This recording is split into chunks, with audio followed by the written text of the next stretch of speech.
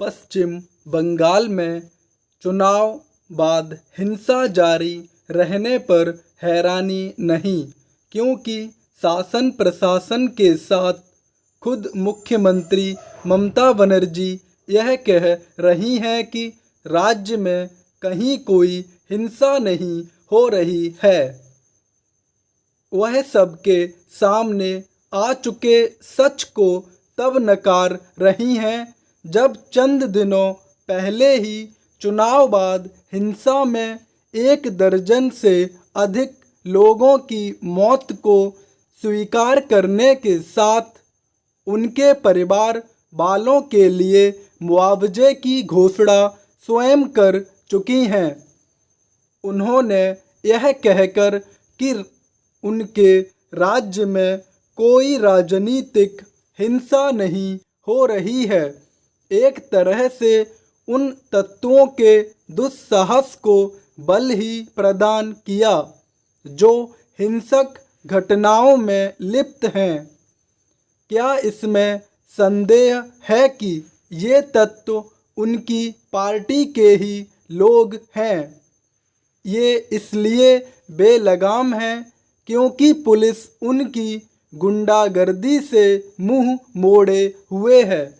वह गुंडा तत्वों पर लगाम लगाने के बजाय हिंसा की कथित झूठी खबरों की छानबीन कर रही है।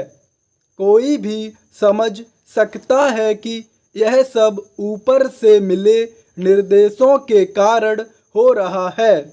समझना कठिन है कि लगातार तीसरी बार जीत हासिल करने के बाद ममता अपने राजनीतिक विरोधियों के प्रति इतनी निष्ठुरता क्यों दिखा रही हैं।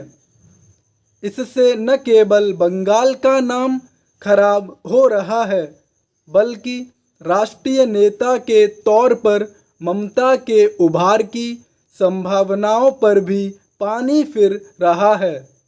इससे भी बुरी बात यह है कि ममता के नेतृत्व में बंगाल फिर उसी कलह भरे अंधेरे दौर में जाता दिख रहा है, जब सत्ता राजनीतिक हिंसा को संरक्षण देती थी।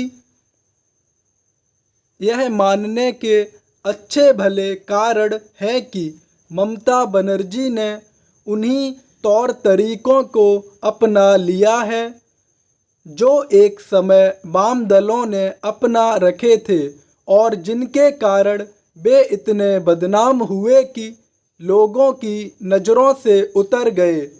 यदि ममता राजनीतिक विरोधियों को कुचलने की वाम दलों वाली मानसिकता का परिचय देंगी तो उनके साथ साथ बंगाल को भी नुकसान होगा। आखिर ऐसे राज्यों में उद्योग धंधे कैसे फल फूल सकते हैं जहां राजनीतिक हिंसा को सत्ता की सह मिलती हो। ध्यान रहे कि बंगाल पहले ही उद्योगों के लिए कब्रगाह बना हुआ है। चुनावी विजय विनम्रता की मांग करती है, लेकिन ममता राजनीतिक विरोधियों के प्रति अपनी कटुता का प्रदर्शन करने के साथ केंद्र के साथ टकराव की राह पर चल रही हैं।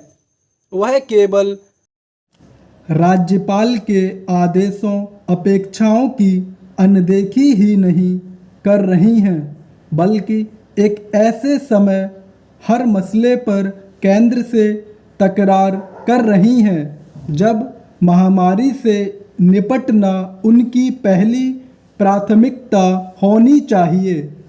वह पहले से केंद्र के साथ झगड़ती रही हैं।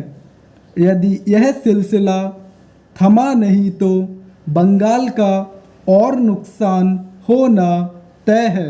स्टॉप।